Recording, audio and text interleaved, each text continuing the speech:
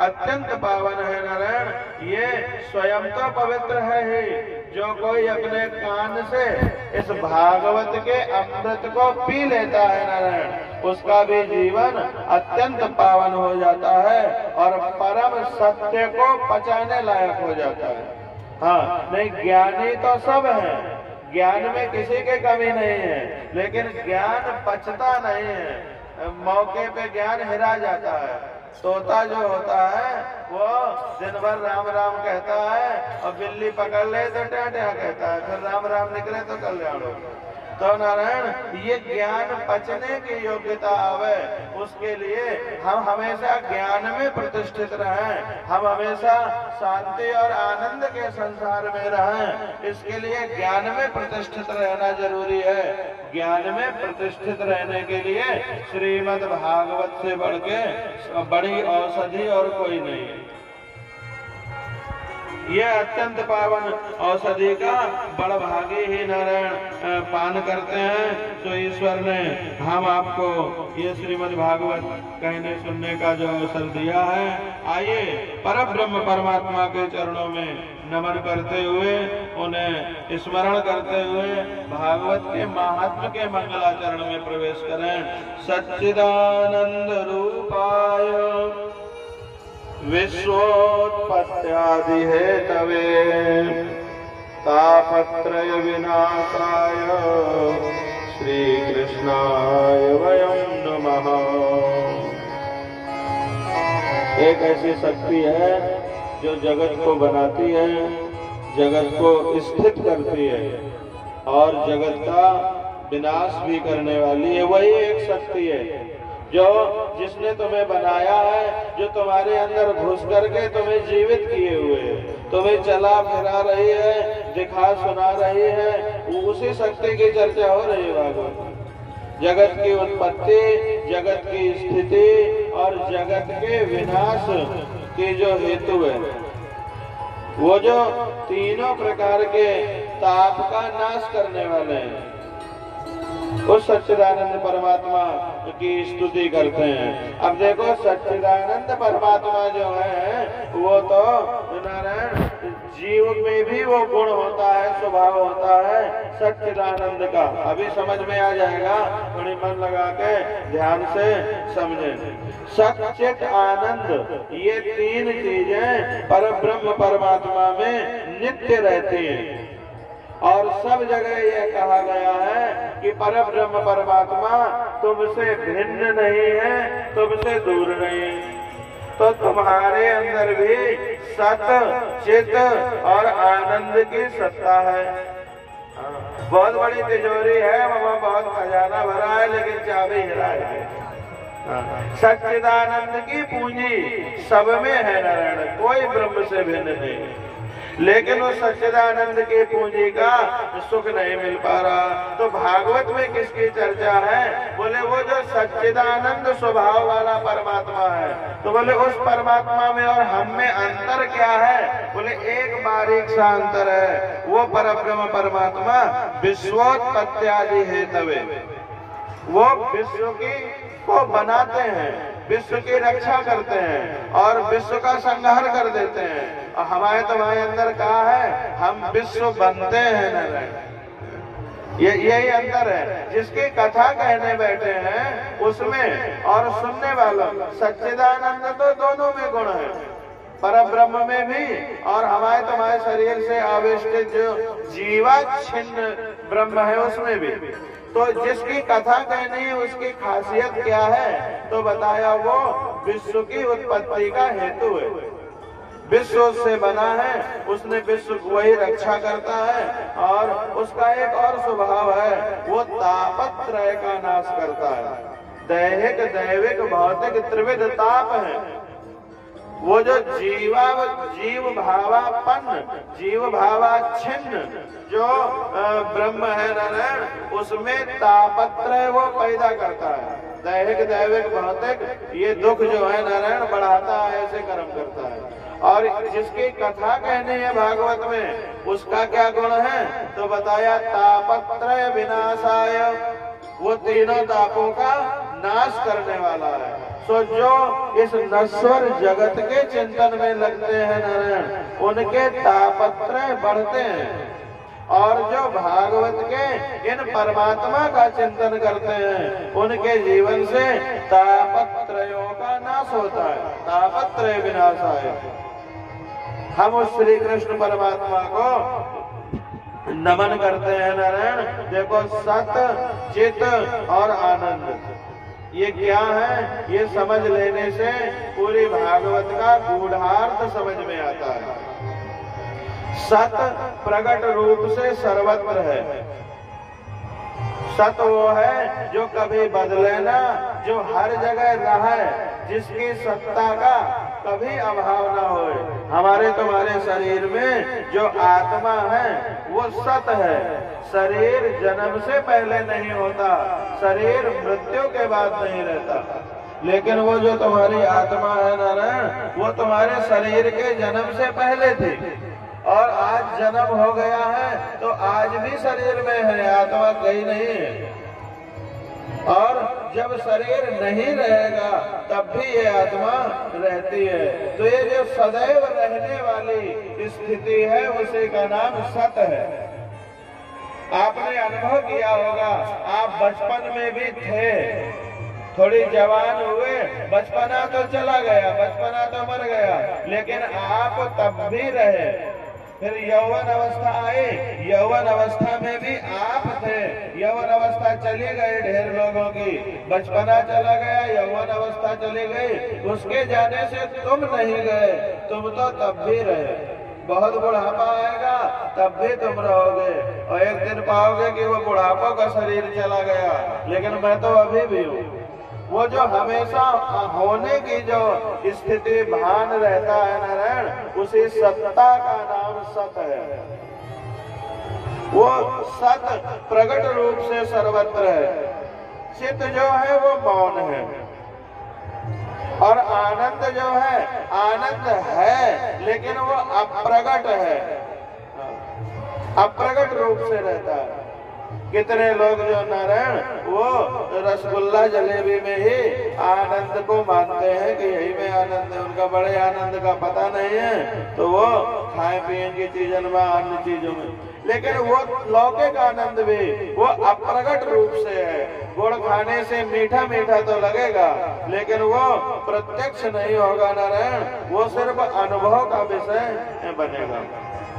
तो जड़ वस्तुओं में सत है, चित है, लेकिन आनंद जो है नारायण, आनंद नहीं रहता है। जीव में सत और चित प्रकट रूप से रहता है, लेकिन आनंद जो है वो अप्रगट रूप से रहता है। माने अप्रगट होकर के रहता है, सभी जानते हैं, लेकिन अप्रगट रूप से रहता है, अव्यक्त रूप से है, अपने अंदर ही है। फिर भी आनंद को मनुष्य अपने से है, तो तुम्हारा अपना स्वरूप तुम्हारे अंदर ही है। वो जो आत्मा है तुम्हारी, आत्मा में नित्य आनंद की स्थिति रहती है। इस आनंद को जीवन में कैसे प्रकट करना है, इस आनंद को जीवन में कैसे अनुभव करना है नारायण, वो भागवत शास्त्र से सीखना है। भागवत उसी को सिखाता है। दूध में मक्खन रहता है, दूध में मक्खन रहते हुए भी वो दिखता नहीं है, लेकिन दूध से दही बना लो और दही को मथ लो नारायण, तो मथने से मक्खन दिखने लगता है। उसी तरह से मानव को अपने मन का मंथन करना चाहिए। जीवन में एक बार गंगा किनारे बैठ के अच्छे से मंथन कर ले, वही भागवत सुन। भागवत की भाषा से जीवन का मंथन करें। मनोमंथन करने से, जैसे दही को मथने से नारायण मक्खन निकलता है, ऐसे मनोमंथन करने से आनंद प्रकट होता है। दूध से जैसे मक्खन का, दूध में देखने से जैसे मक्खन का अनुभव नहीं होता, उसी प्रकार का जो कि सर्वत्र है, फिर भी उसका अनुभव नहीं होता। ऐसे ही जो भागवत की मथानी नारायण नहीं चली जिनके दिमाग में, जिनके हृदय में, उन्हें भी सच्चिदानंद ब्रह्म के आनंद का अनुभव नहीं हो पाता जल्दी से। जीव है तो ईश्वर का ही, जीव ईश्वर से भिन्न नहीं, अलग नहीं, फिर भी उस ईश्वर को पहचानने का यत्न करता नहीं। आप उससे भिन्न नहीं हो, आपके प्रयत्न की कमी है, इसलिए वो याद नहीं आता। इसी कारण तुम्हें आनंद नहीं मिलता। जिन चीजों के लिए प्रयत्न करते हो वही चीजें मिलने लगती हैं संसार में। कोई भी कैसा भी जीव हो, उसे ईश्वर से मिलना है। नास्तिक भी एक जन्म में नहीं तो 10, 20, 50 जन्म बाद, 100 जन्म बाद हार के अंत में शांति खोजता ही है। कितने भी कोई विषय भोग ले, कितनी भी कोई संपदा जुटाए ले, अंत में शांति सबको चाहिए। और याद रखो, शांति बिना भक्ति के कहीं मिल नहीं सकती। संसार के किसी पदार्थ से, किसी व्यक्ति से, किसी वस्तु से 2-4 दिन, 2-4 महीने, कुछ साल शांति मिल सकती है। निरंतर शांति तो परमात्मा की भक्ति से ही जीव को मिलती है। तो शांति की आवश्यकता तो अंत में सभी को होती है। आनंद के अनेक प्रकार तैत्तरीय उपनिषद में बताए गए। उन सब आनंदों में, अनेक प्रकारों में 2 प्रकार के आनंद श्रेष्ठ माने जाते हैं, मुख्य माने जाते हैं। उन्हीं की चर्चा अलग अलग रूप में हुई। एक है साधन जन्य आनंद और एक होता है स्वयं सिद्ध आनंद। एक आनंद ऐसा है जो वस्तुओं के द्वारा, किसी साधन के द्वारा होने वाला आनंद है। जैसे गाड़ी हो गई, पंखा हो गए, कूलर हो गए, हीटर हो गए। तो एक साधन जन्य आनंद है और एक होता है स्वयं सिद्ध आनंद। साधन जन्य आनंद के साधन ना रहने पर आनंद का भी नाश हो जाता है और फिर तो बड़ी झंझट होती है। किंतु जिसका स्वयं सिद्ध आनंद है, जो अपनी आत्मा से ही आनंदित रहना सीख गया है नारायण, वो स्वयं सिद्ध आनंद है। साधन जन्य आनंद यानी कि विषय जन्य आनंद, जो कि साधन या विषय के नाश होने पर उस आनंद का भी नाश हो जाएगा। योगियों के पास कुछ नहीं होता नारायण, कोई सामग्री नहीं होती। ढेर योगिन के तो लंगोटी तक नहीं होती और वो ऐसे आनंद में मगन रहते हैं जैसे पूरे धरती के मालिक यही हो। हाँ, वो पूरे दुनिया के जैसे राजाधिराज, उनके पास ऐसे आनंद का खजाना होता है, वो जो स्वयं सिद्ध आनंद है। इससे ये स्वयं सिद्ध आनंद ही ऐसा है जो अपने अंदर होता है, आत्मा में होता है। सभी का उसमें अधिकार है, लेकिन उस तरफ ध्यान न देने के कारण लोग उससे वंचित रहते हैं। सच्चित आनंद ईश्वर, ये ईश्वर में ये तीनों चीजें परिपूर्ण भरी हुई है। ईश्वर में सत है, ईश्वर में चित है, ईश्वर में आनंद है। ये 3 चीजें उसमें हैं और बार बार ये कहा जाता है कि वो ईश्वर तुम में है, तो तुम में भी ये सच्चित आनंद का अधिकार है नारायण, वो तुम में है। ये बिना ईश्वर के संसार अपूर्ण है। ईश्वर का अंश जीवात्मा भी अपूर्ण है। जीव में चिद अंश है, फिर भी परिपूर्ण नहीं है। मनुष्य में ज्ञान आता है, लेकिन वह ज्ञान स्थायी नहीं होता। जब कोई ईश्वर को जान लेता है तब आनंद मिलता है और तब ज्ञान स्थायी टिकता है। भक्ति करने में भी तब बहुत रुचेगा, बहुत मन लगेगा जब ईश्वर के महिमा से आप परिचित होगे। ईश्वर की महिमा को जानोगे तो भगवान की भक्ति में मन लगेगा, उनकी महिमा को जानोगे तो मन लगेगा। ईश्वर को जो जान लेता है तब उसे आनंद मिलने लगता है। ब्रह्म वृत्ति जब एक रस सर्वत्र परिपूर्ण रहेगी तब ब्रह्मविद ब्रह्मैव भवति, ब्रह्म को जानने वाला ब्रह्म हो जाता है, वो ब्रह्म ही कहलाता है नारायण। सो आप शरीर में रहते हुए भी मुक्त दशा में रहोगे। कब? जब उस ब्रह्म के खजाने का चाबी नारायण, उससे ताला खोल लोगे अपने खजाने का। वो चाबी क्या है? बोले सावधान, ये भागवत ही वो चाबी है जिसका ज्ञान नित्य टिकता है नारायण, उसको आनंद मिलता है। ज्ञान नित्य टिकता नहीं है, इसलिए आनंद का अनुभव नहीं हो पाता। वही आनंदमय होता है। जीव को अगर आनंद रूप होना हो तो उसे सच्चिदानंद का आश्रय लेना चाहिए। भागवत में सच्चिदानंद रूप आए, सच्चिदानंद का आश्रय दिलाने के लिए जीव को सच्चित आनंद की सत्ता का सुख देने के लिए नारायण ये श्रीमद् भागवत का प्रारंभ करते हैं। जिसका ज्ञान नित्य टिकता है उसे आनंद मिलता है। जीव को अगर आनंद रूप होना हो तो वो सच्चिदानंद का नित्य आश्रय ले। परमात्मा के दर्शन के बिना जीव को परिपूर्ण शांति नहीं मिलती है। और याद रखना, जब तक परमात्मा का दर्शन न पा लो तब तक ये मान के मत बैठ जाना कि हमें जो करना था सो कर लिया। हृदय में हमेशा ये भाव रखो, नेत्रों में हमेशा ये प्यास रखो कि हमारे भगवान हमें दर्शन जरूर देंगे। तुम्हारे ये प्यास, तुम्हारे ये भाव परमात्मा को तुम्हारे सामने प्रकट कर देंगे। भगवान के दर्शन के 3 प्रकार शास्त्रों में बताए गए हैं। ऐसा नहीं है कि भगवान के दर्शन संभव नहीं होते। अभी ताजे ताजे अनेक भक्तों ने उनके दर्शन किए हैं। दर्शन के 3 प्रकार शास्त्रों में बताए हैं। स्वप्न में प्रभु की झांकी का दर्शन हुआ करता है। भगवान जब बहुत कृपा करते हैं जीव पर तो स्वप्न में अपनी झांकी का दर्शन देते हैं। भगवान के झांकी का स्वप्न में दर्शन कैसे होता है तो बताया, जो रात में भगवान का नाम लेते लेते भगवान के नाम के साथ सो जाते हैं, उनके सपने में परमात्मा दर्शन देने आते हैं। सपने में भगवान दर्शन देते हैं।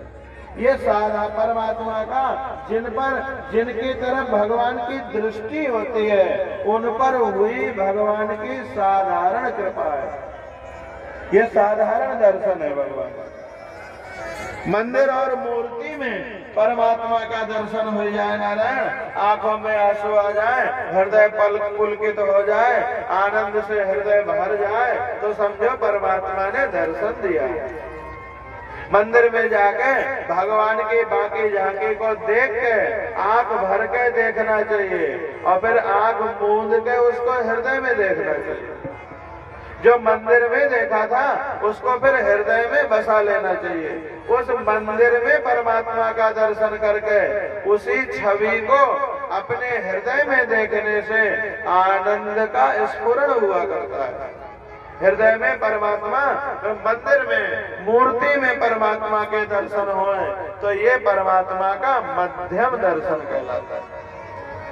ईश्वर का अपरोक्ष दर्शन हो जाए नारायण, जैसे विदुर विदुरानी की कुटिया में भगवान जाके खड़े हो गए थे, इस तरह से भक्ति भाव के आधिक्य में परमात्मा प्रत्यक्ष आकर के दर्शन दे दें, ये उत्तम दर्शन है नारायण। और उस परब्रह्म परमात्मा का जो निर्गुण निराकार स्वरूप है उसमें मन बुद्धि लग के उसी में डूब जाए, ये उनका फल हो जाता है। परमात्मा का अपरोक्ष साक्षात्कार तब होता है जब नारायण जीव परमात्मा की भक्ति करता है। टेढ़ बाकुल कैसो करे, जब वो किसी तरह शुरू कर देता है भक्ति करना परमात्मा की तो परमात्मा कृपा करके जीव को निहारते हैं। और जब परमात्मा कृपा करते हैं तो धीरे धीरे ऐसे ज्ञानियों का संग मिल जाता है नारायण कि परमात्मा की महिमा का, परमात्मा के रूप का धीरे धीरे बोध होने लगता है। वेदांत वेद्य स्वरूप जो है ब्रह्म का वो भी बुद्धि में, हृदय में आने लग जाता है। तो जब परमात्मा का अपरोक्ष साक्षात्कार होता है नारायण, तब जीवन सफल हो जाता है।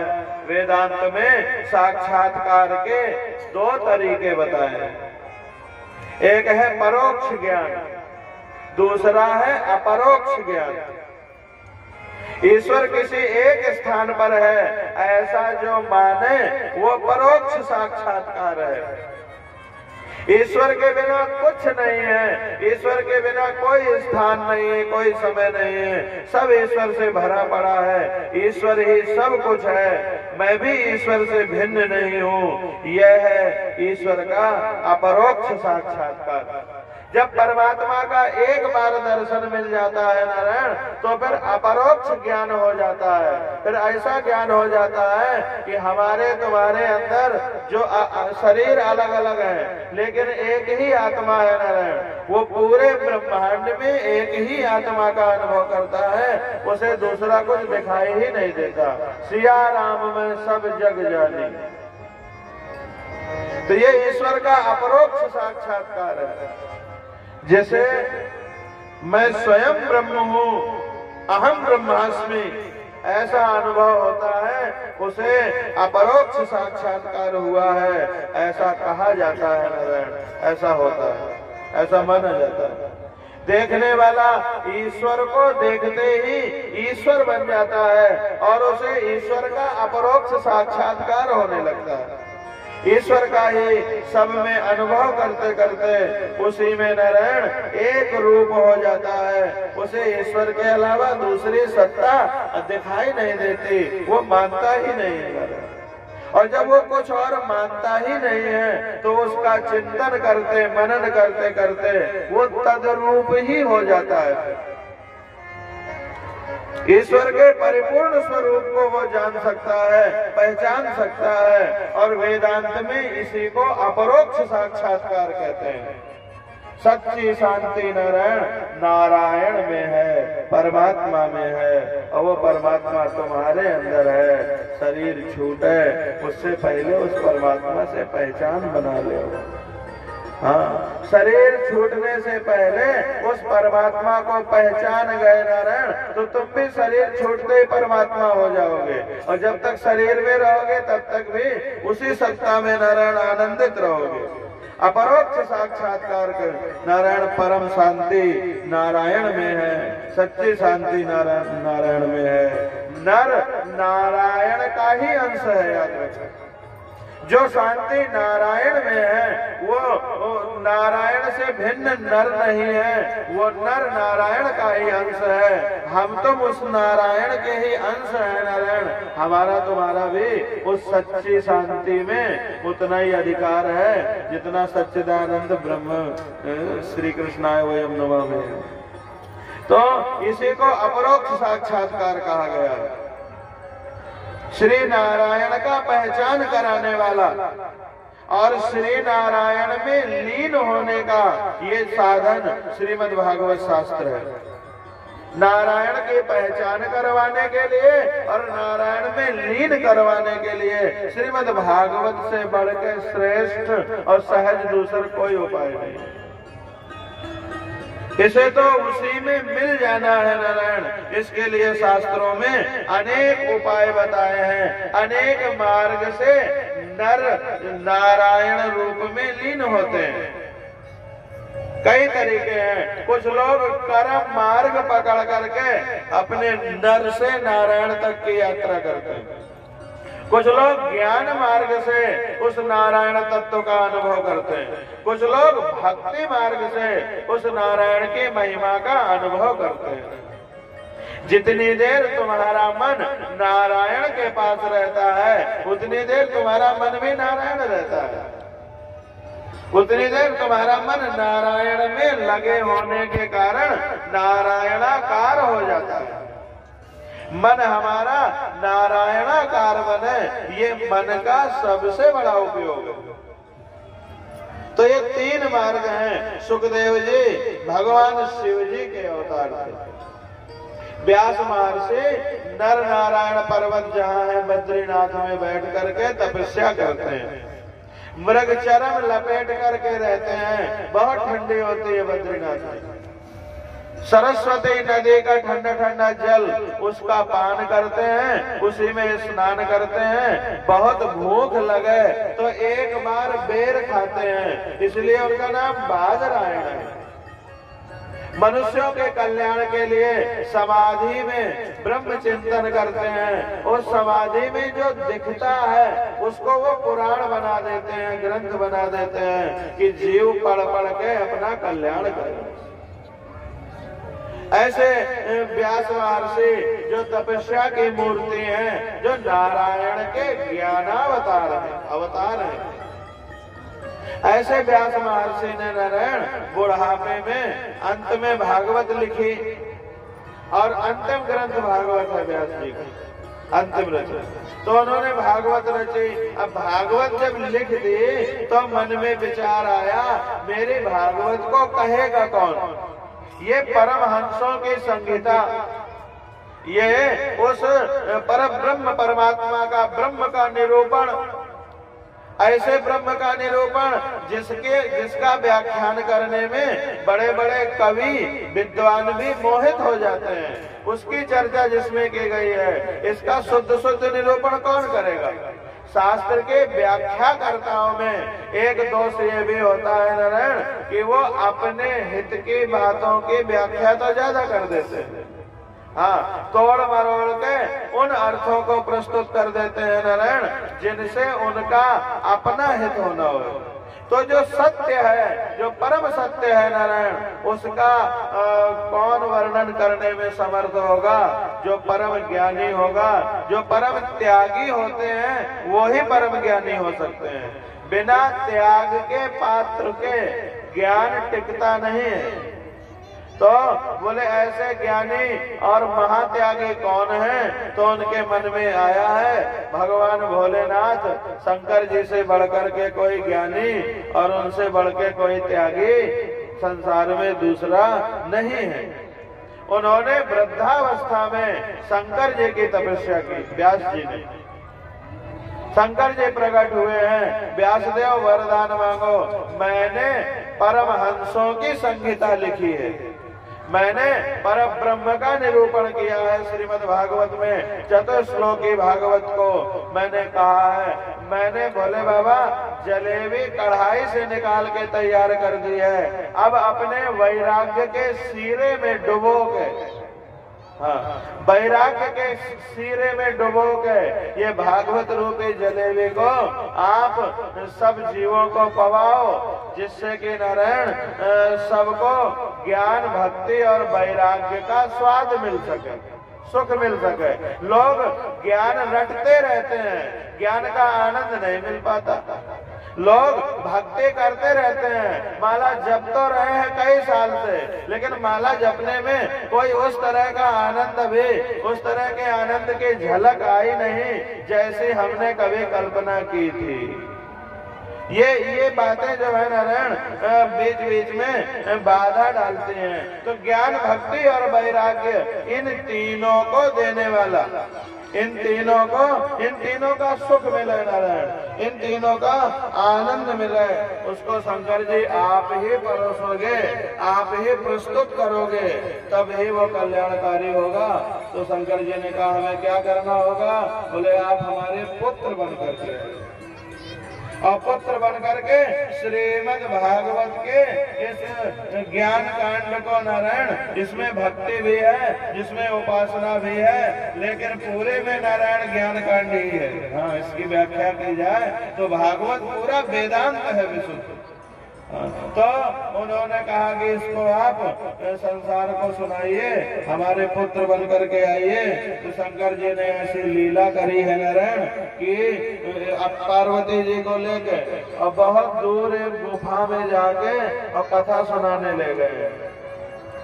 चलो तुम्हें मैं एक ऐसी कथा सुनाता हूँ जिसे सुन लेने के बाद में अमरत्व की प्राप्ति होती है। पार्वती ने कहा ठीक है, और वो कथा सुनने गई नारायण, लेकिन शिव जी की माया वो तो सो गई। लेकिन शंकर जी के ही तेज से एक अंडा निकला, वो अंडा शंकर जी के पीछे जाकर के गिर गया।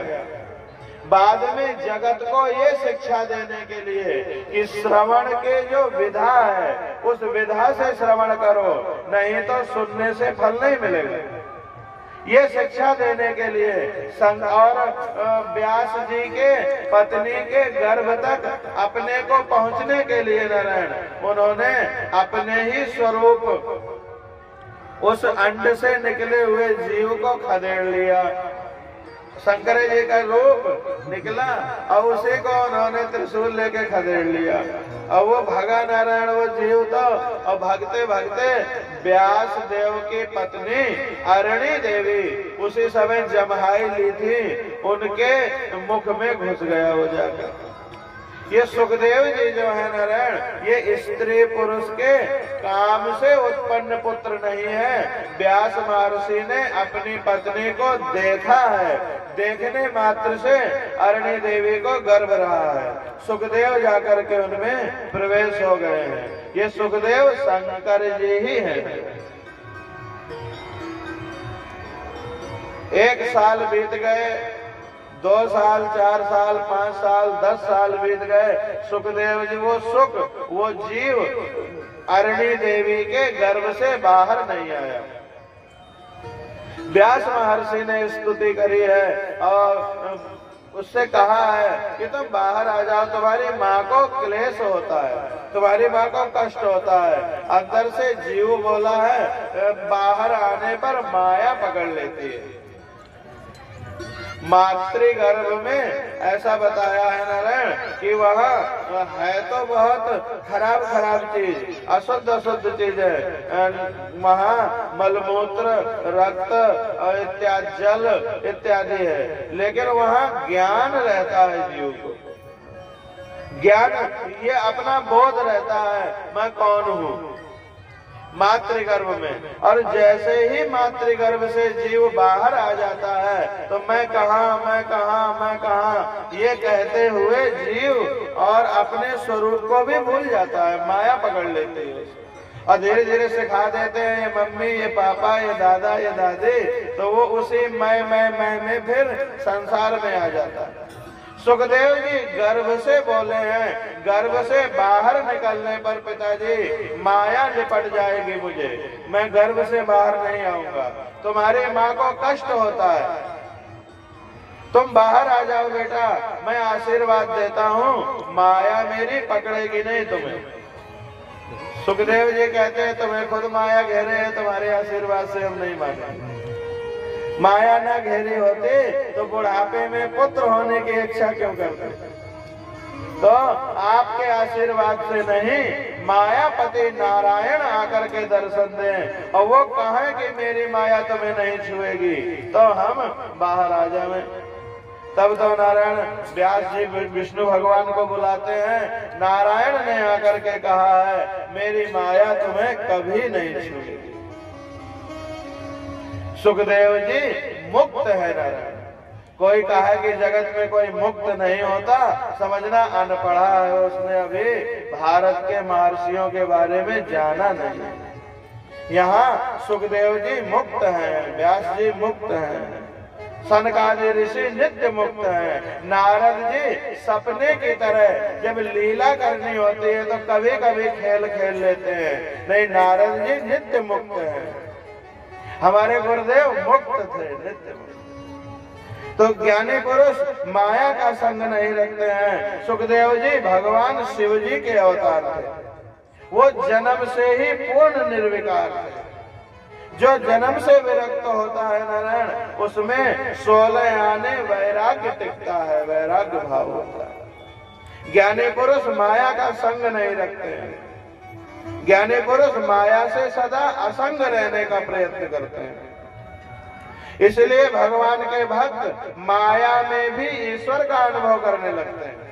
अब रहना जब संसार में ही है तो क्या क्या करें? तो बोले इस संसार में उसे ईश्वर का अनुभव करो। माया के संग ही रहना है तो उस माया को